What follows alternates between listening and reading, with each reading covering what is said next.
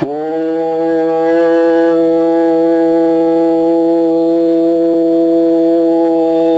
ஈஸ்வரா குருதேவா.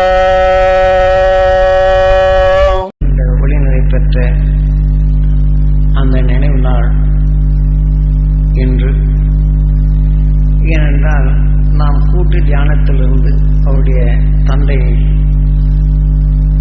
உயிரான்மாவை சப்தரிஷி மண்டலத்துடன் நினைவு செய்தோம்.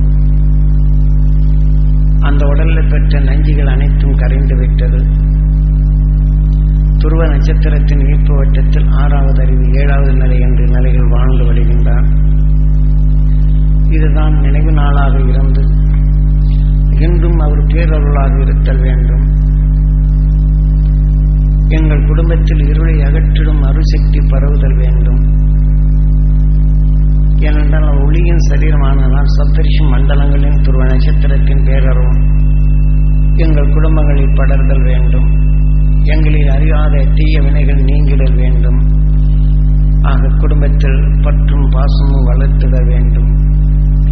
எங்கள் குலதெய்வங்களாக என்றும் நிலைத்திருந்து இருளை அகற்றி நஞ்சினை வென்று உணர்வினை பேரருளாக மாற்றும் அருட்சக்தியாக அது வளர வேண்டும் என்று அந்தந்த குடும்பத்தை சார்ந்தோர் உடல் விட்டு பிரிந்து சென்று அந்த சப்தரிஷி மண்டலத்துடன் இணைந்து கொண்ட பின் அந்த உணர்வை எடுத்து நம் குடும்பத்தில், ஏனென்றால் அவர் வாழ்ந்த காலத்தில் அவருடன் நாம் பற்று கொண்ட நாம் அவரின் உணர்வுகள் நமக்குள் பங்கு உண்டு. ஏனென்றால் அந்த நோயின் தன்மைகள் இங்கே வளர்கின்றது. அதை வளராது தடுக்க இம்மறுப்படி இந்த நினைவு நாளை அவர்கள் பேரொளி பெற்ற நாள் என்றும் எங்களை இருளை அகற்றிய நாள், உங்கள் குடும்பத்தில் தெளிவான நிலைகள் என்று எங்களுக்கு ஏனென்றால் சப்தரிஷி ஆகிவிடுகின்றார். ஆக சப்தரிஷி மண்டலத்துடன் ஒன்று சேர்த்து அந்த உணர்வின் தன்மை நம்ம குடும்பத்தில் படர வேண்டும் என்றால் நாம் நமது வீட்டில் வாழ்ந்த காலத்திலும் நம் உடலிலும் அது பதிவாகி இருப்பனும், நாம் குடியிருக்கும் வீட்டில் அது பதிவாகி இருப்பனும். இத்தகைய நிலையை நாம் செய்தோம் என்றால் அவர் உடலில் இந்த தீமைகள் மறைகின்றது. அருள் என்ற நிலைகள் நமக்குள் பெருக்கப்படுகின்றது. ஆக நாம் இந்நினைவு நாள் இப்படித்தான் கொண்டாட வேண்டும். அமாவாசை என்று அவர்கள் உணவுகள் கொடுத்து அவர்களை அழைத்தோம் என்றால் நாம் அந்த உணவின் தன்மை ஆவின் நிலையை அடைந்துவிடும். பின் இதை சில தீமையின் நிலையில் பிறவிக்கே நாம் அழைக்கிறோம் என்று பொருள்.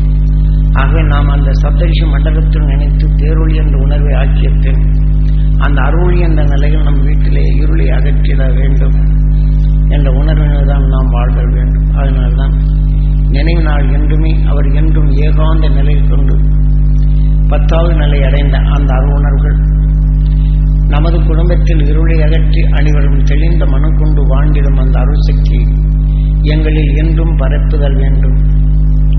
நம் குடும்பத்தில் நீங்கள் காத்திட வேண்டும். இருளை அகற்றும் அருசக்தியாக எங்களில் வளர்ந்திட வேண்டும். உங்கள் அருள் என்றும் எங்களுக்கு உறுதுணையாக இருக்க வேண்டும் என்றும் அந்த குடும்பத்தை சார்ந்தோர் இத்தகைய நிலைகள் எண்ணுதல் வேண்டும்.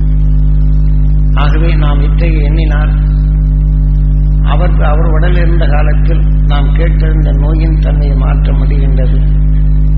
ஆனால் நமக்குள் அந்த அறுவழியாக நமக்குள் மாற்றி அமைத்தல் வேண்டும்.